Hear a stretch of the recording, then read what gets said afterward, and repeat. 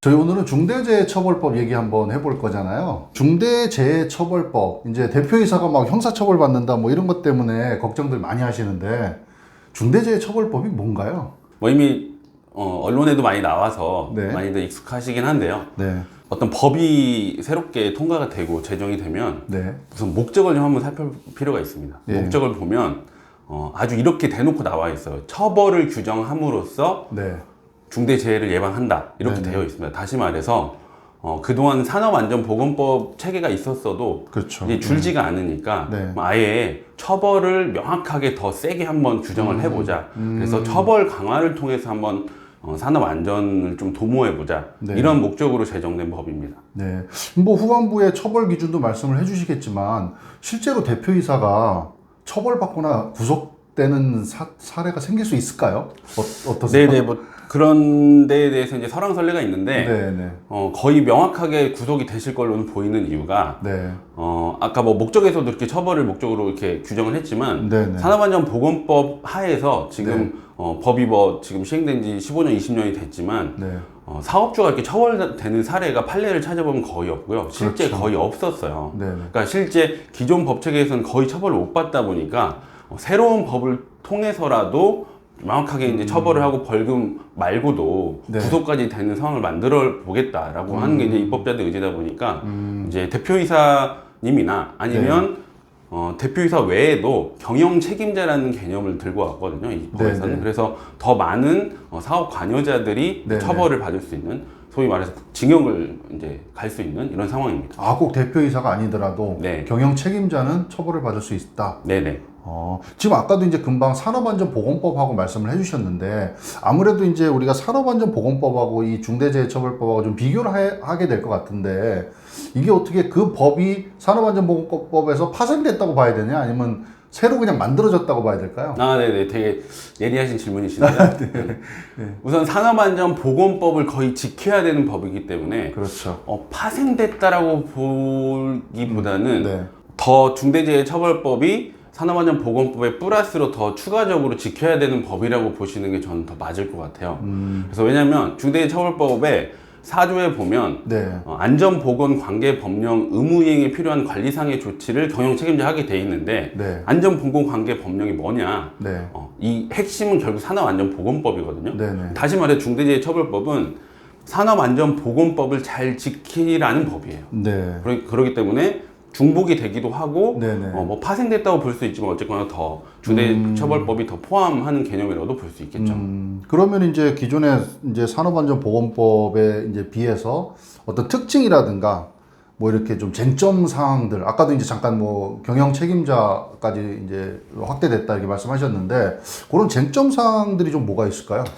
우선 가장 기본적인 쟁점은 처벌 이제 네. 대상이 예. 기존의 산업안전보건법은 사업주가 주체입니다. 네네. 이 사업주라는 개념을 법적으로는 상당히 이제 의미가 있는 용어인데 네. 저희가 왜 그 사업자 등록 신고할 때 그렇죠. 개인 사업자로 신고할 수도 있고 법인으로 네네네. 신고할 수 있잖아요. 네네. 뭐 법인의 대표이사는 법에서 말하는 사업주가 아니에요. 이걸 대부분 잘 모르시지만 그렇죠. 네. 개인 사업자 같은 경우에는 네. 사업주가 개인 사업자 자체고 네네. 법인 같은 경우에는 법인 회사가 사업주이기 때문에 그렇죠. 네. 법인의 대표이사는 이제 빠졌던 거죠. 네네. 그래서 이 법인의 대표이사들이 대부분 우리 회사가 좀 큰 경우에는 법인이잖아요. 네. 그래서 이제 이 대표이사들을 어떻게 하면 처벌할 수 있을까? 기존의 사업주라는 개념으로는 안 되니까 경영 책임자라는 개념을 새롭게 네네. 만든 거예요. 그래서 네.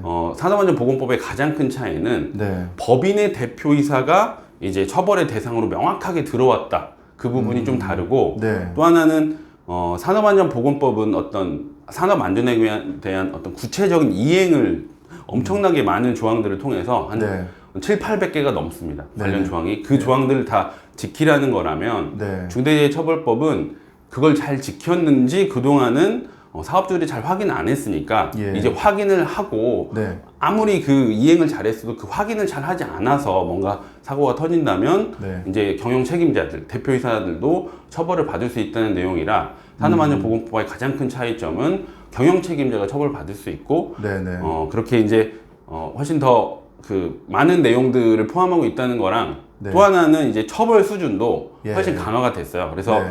산업안전보건법에서는 사망 같은 경우에 7년 이하의 징역이 기본 법정형인데 네. 중대재해처벌법은 1년 이상이에요. 그래서 네. 숫자만 보면 7년과 1년이 좀 적은 것 같지만 이상의 규정이기 때문에 한도가 법정 한도가 사실상 최고 한도까지 갈 수가 있습니다. 그래서 네네. 중대재해처벌법이 훨씬 처벌이 강하고 또 하나는 징벌적 손해배상 제도가 들어왔어요. 네네. 우리나라 법 체계에서 징벌적 손해배상 규정이 있는 게 한 10몇 가지 정도밖에 안 예, 되는데 이 중대재해처벌법이 들어와서 이제는 단순히 이제 형사처벌을 끝나는 게 아니고 손해배상 금액도 별도로 이제 뭐 지출해야 되는 그런 상황이 된 거죠. 네. 이게 이제 제가 알고 있기로는 2022년 내년 이제 1월부터 시행이라고 알고 있는데 맞나요? 네, 내년 1월 27일부터 네네. 상시 근로자 50인 이상만 네. 우선 적용이 되고요. 그다음에 앞으로 이제 더 남은 2024년 1월 27일부터 50인 미만 대신 네. 이제 5인 이상만 적용이 되니까 네네네. 5인 미만은 이제 적용되지 않는 거죠. 그럼 2022년 이제 1월 27일부터 50인 이상 사업장에 적용이다라는 거잖아요. 네네. 근데 요거 이제 상시 근로자 관련해서도 조금 쟁점이 있는 것 같은데 네네. 그거는 제가 좀 이따가 한번 네네. 질문을 좀 드려보고 네네, 알겠습니다. 그러면은 이제 일단은 그 5인 미만은 해당이 안 된다. 이것 때문에 국회에서도 또 막 좀 얘기가 네, 그렇죠. 예. 왜 5인 미만은 또 제외하냐 뭐 이런 그렇죠, 얘기들도 그렇죠. 있었던 것 같아요. 그러니까 어쨌든 내년 1월 27일부터 50인 이상 사업자가 해당이 되고 그러면 5인 이상 사업장은 2024년이죠. 2년 뒤에 맞습니다. 적용이죠. 저도 솔직히 몇 달 동안 그렇게 생각했거든요. 50인 미만은 그럼 아직 멀었는데 네네. 우리가 그걸 뭐 지금부터 혹시 뭘 해야 되냐. 근데 제가 이제 주신 자료를 보면 이렇게 좀 미리 대응할 필요도 있다라고 말씀하셨는데 네네. 뭐 어떤 부분일까요? 그런 게? 그러니까 이제 뭐 산업안전보건 체계를 구축해야 돼요. 그러니까 중대재해처벌법은 네. 아까 경영책임자한테 크게 세 가지의 의무를 부과하고 있습니다. 예, 예. 필요한 예산이나 인력을 적정하게 편성을 해서 안전보건관리 체계를 구축해라. 그리고 재해 방지 대책을 세워라. 그리고 안전보건관계 법령에 관련된 모든 어떤 의무 이행에 대한 내용들을 잘 관리를 하도록 해라. 이 세 가지인데 네. 그 중에서 가장 첫 번째가 이제 안전보건관리 체계를 구축하는 거고요. 네. 그에 대한 고민은 사실 미리부터 하지 않으면 네. 그냥 당장 예를 들면 뭐 2년 후니까 차츰차츰 하다 보면 2년 금방 가고 그렇죠. 그러다 보면은 지금 뭐 저희가 컨설팅도 많이 하고 있지만 네네. 보통 3개월에서 4개월이 걸려요. 그렇게 오래 하는데 걸리네. 네네. 그러면은 이제 마음 먹기까지만 해도 뭐 상당한 시간이 걸리실 테니까 그렇죠, 어떤 체계를 구축하는 데는 이제 상당한 시간이 걸리실 거고 네. 구축하는 데서 끝나는 게 아니고 그거에 대한 이제 사업주가 이해를 하고 그거에 대해서 이제 시행령이 최근에 나왔는데 보면은 이제 그거에 대한 어떤 성과도 측정을 하고 우리가 잘 제대로 되고 있는지 평가를 해야 돼요. 네. 그러니까 어떤 그런 실질적인 액팅들을 해야 되는데 그런 액팅들을 당장 이제 준비해야지 하고 내일부터 되는 게 아니잖아요. 그러니까 그렇죠. 미리부터 네. 그거에 대한 어떤 마인드 세팅을 해놓지 않으면 네. 우리가 어떻게 보면 중대재해처벌법이 이런 안전 불감증이 좀 만연해 있다는 거를 네네. 어떻게 하면 어떻게 좀 바꿀 수 있을까라는 네네. 개념으로 시작을 해서 이제 처벌까지 간 건데 강화로 아마 그런 부분이 한동안은 이제 상당한 혼란이 있을 수밖에 없을 것이고 네. 그런 과정에서 이제 좀 뭔가 대표이사가 좀 그런 불미스러운 일을 이렇게 휘말리지 않으려면은 네네. 분명히 미리부터 좀 예방을 해야 되는 거겠죠. 그러니까 기존에 우리 기업체가 이제 산업안전보건 같은 경우는 그러니까 이렇게 법적 의무 교육이라 그래서 5인 이상 사업장 이렇게 교육만 하고 이렇게 뭐 서류 같은 것만 준비하면 되잖아요, 사실은. 근데 중대재해처벌법은 이제 컨설팅이라는 걸 해야 된다는 거잖아요. 좀 챙길 게 되게 많은가 봐요. 그러니까 어떻게 보면 컨설팅이라고 하는 개념이 네. 산업안전 보건법 체계에서도 네. 안 했던 건 아니고 실제 안전보건 그 전문 기관들이 있어요. 그렇죠. 뭐 건설 같은 네. 재해예방 네, 네. 지도기관이랄지 네. 이런 기관들에서 월 상시적인 관리도 하고 컨설팅도 실제 하긴 했는데 어떤 관심도가 사실상 거의 없었다는 거죠. 네. 관심도가 없었고 기존 산업안전보건법 체계에서는 이행에 관한 내용 그래서 실질적인 액팅을 하는 어떤 의무의 주체가 사업주라기보다는 안전보건관리 담당자들이에요. 네. 안전보건관리 담당자라는 그 조직 체계를 이제 산업안전보건법을 체계화해서 보면 관리 책임자랄지, 관리 감독자랄지, 안전관리자랄지 이런 체계들이 있는데 네. 그 체계에 사업주는 편입이 되지 않았던 거죠. 그러다 보니까 이런 체계들을 전부 잘 이제 구축을 하려면 외부의 도움이 상당히 필요하기도 했었지만 네. 그냥 뭐 사실상 다 무관심하고 지나쳤던 거죠. 근데 네네. 이제는 그렇게 돼버리면 바로 대표이사가 구속이 될 수 있는 상황이 이제 만들어진 그렇죠. 거기 때문에 네, 네. 이제 그냥 손 놓고만 있기에는, 그리고 이제 이런 어떤 법들을 통해서 궁극적으로는 저희가 이제 정말 재해에서 안전한 한국을 만들고 그런 좋은 일터를 만들자는 게 취지이기 때문에 네. 궁극적으로 이제 그런 결과들이 나와야 되는 것이고, 그러려면은 이제 이런 어떤 컨설팅들을 통해서 안전보건관리 체계를 구축을 제대로 해놓고 관리를 해야 되는 것이고, 이제 네. 그 과정에서 처음 겪게 되는 어떤 관리상의 어려움들도 좀 많이 외부 도움을 받아서 이제 관리 방법들을 배우셔야 되는 거겠죠. 그러면 이제 이 중대재해를 대응하는 자문법인이 이제 기업체들이 필요하게 된다. 뭐 이런 얘기잖아요. 네네. 지금 현재 뭐 노무법인에서도 여러 군데를 또 자문 이거 대응을 하고 계시잖아요. 네네. 지난번에 이제 저랑 개인적으로 얘기할 때 뭐 이제 어떤 유명 법무법인하고도 이렇게 경쟁이 네네. 붙으셨다고 말씀을 하셨는데 네네. 그런 자문사들을 아마 선택을 해야 될 것 같은데 네네. 뭐 지금 제가 듣기로는 이제 뭐 협회랑 제휴도 많이 돼 있으시고 이제 뭐 하여튼 대한민국에서 우리가 넘버원이다. 네네네. 그렇게 생각하고 있습니다. 네네. 근데 그러면은 이제 어떤 자문사를 좀 선택을 해야 될까요? 우리 기업 입장에서는. 아까 말씀드렸던 대로 중대재해처벌법은 산업안전보건법을 기초로 해요. 네네. 그래서 산업안전보건법에 대한 이행을 기본으로 하고 있습니다. 네네. 그렇다면 자문노무법인이나 뭐 네. 로펌도 마찬가지고 산업안전보건법에 대한 이해가 필수적이고요. 그렇죠. 네. 그리고 이제 중대재해처벌에 대한 부분은 크게 시간상으로 나눈다면 사전적으로 체계를 잘 구축해서 준비를 예방을 하는 것과 네. 정말 어쩔 수 없이 재해가 발생했을 때 이제 노동부에서도 중대산업재해 감독과가 신설이 돼서 네. 이제 이 중대재해만 별도로 조사를 하고 이제 검찰에 기소를 하는 이런 내용들이 있을 수 있거든요. 네네. 그에 대한 또 사후적인 대응이 필요해요. 예, 근데 예.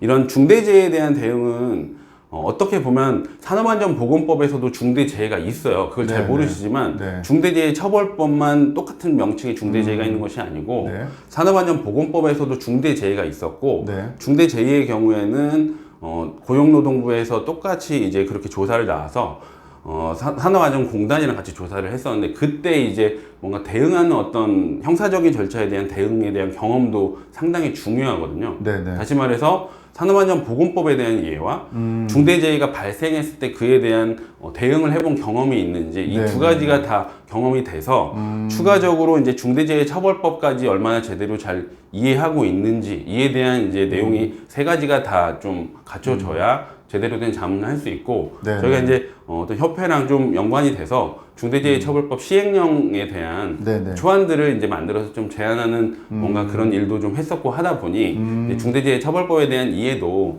산업안전보건법에 대한 기초적인 이해 플러스로 좀 이루고 있는 편이라서 네, 저희 네. 법인에 대해서는 이제 그렇게 자부심을 네, 네, 가지고 네. 있습니다.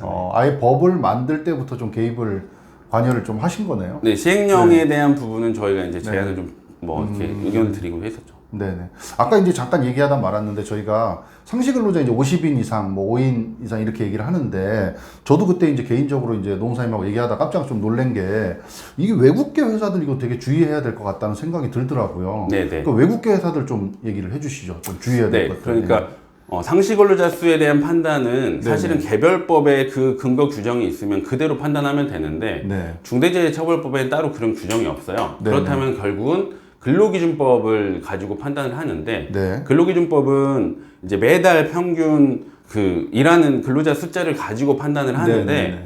여러 장소로 분리가 돼 있는 경우에는 그렇죠. 네. 별개로 계산을 할 거냐, 아니면 네, 이게 네. 독립성이 없어서 하나로 묶어야 네, 네. 되냐라고 판단들을 해요. 근데 네. 대부분의 노무나 뭐 회계상의 독립성이 없어서 네. 각 지점에 흩어져 있는 그런 회사라도 전부 합쳐서 이제 상시근로자 수를 보다 보니까 네. 그 상시근로자 숫자가 되게 많아지는데, 그렇죠. 외국계 기업 같은 경우에도 한국에 출장소, 뭐 연락소 이런 그렇죠. 개념으로 들어와 있는 경우가 되게 많은데, 네. 그런 경우에는 사실상 독립성이 전혀 없어요. 네, 그러면은 이 한국에서는 뭐 10명, 5명만 일을 하고 있어도 예, 예. 독립성이 만약에 없다면 네. 본사하고의 그 근로자 숫자를 합산을 해야 되는 법리적인 문제들이 생기고, 네. 그렇게 된다면 이제 전체가 다 50명이 넘어가게 돼서 이 작은 지금 이제 한국에서 일하시는 분들이 느낄 때는 담당자가 우리 회사는 아직 50인이 그렇죠. 안 된다고 보지만 네, 네, 네. 문제가 터졌을 때 이제 뭔가 조사가 나왔을 때 법적으로 판단을 했을 때에는 네. 50명이 넘는 회사라고 볼 수 있는 그런 여지들이 있는 것이죠. 그러니까 뭐 이렇게 뭐 이렇게 국내에 네. 국내 조그맣게 한 10명, 20명 있다 그러더라도 네네. 이제 뭐 자기들이 이제 그 자체적으로 어떤 인사권이나 네네. 뭐 회계상의 권한이나 아무런 결정 권한이 없이 전부 본사에서 컨펌을 받아서 그렇죠. 이제 그렇게 진행하는 경우라면 네네. 본사의 근로자 수랑 합산이 되는 경우들이 생길 수 있다는 거죠. 네네. 물론 이제 그 경우에 본사의 대표이사를 처벌하려면 네네. 상당히 어려움이 사실 있긴 있잖아요. 그렇죠. 학부모들을 네. 소환해야 네. 되고 그런 어려움들이 있을 수는 있지만 네. 어쨌거나 법적으로 적용해서는 분명히 그렇게 가능을 하고 그 이후의 문제는 또 검찰에서 해결할 문제이기 때문에 기본적으로는 적용이 대상이 될 수 있다. 뭐 이런 경우도 있을 수 있다는 부분은 네. 항상 좀 숙제를 하셔야 되는 거죠. 외국 계사들 좀 주의하시면 좋을 것 같고요.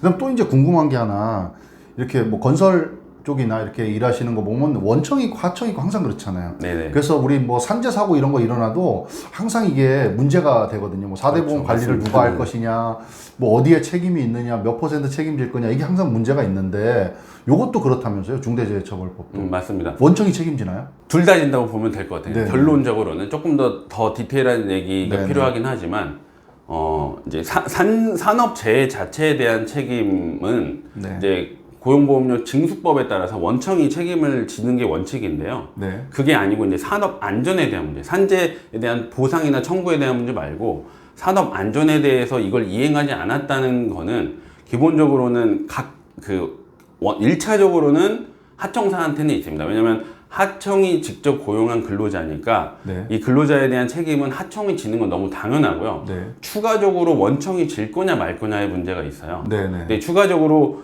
원청이 져야 되는 이제 어떤 배경은 당연히 원청이 모든 걸 크게 관할을 하고 그에 대해서 하청한테도 충분히 안전에 대한 얘기들을 숙지시킬 수도 있는데 그 네. 부분은 이제 이행하지 않은 거에 대한 어떤 책임을 좀 묻는 구조라 네. 다만 산업안전보건법에서는 같은 장소에서 일하는 경우로 조금 한정을 짓고 있는 반면에 네. 중대재해처벌법에서는 장소 국한은 하지 않는데 대신 실질적으로 지배 운영 관리라는 개념을 좀 가지고 있어서 예.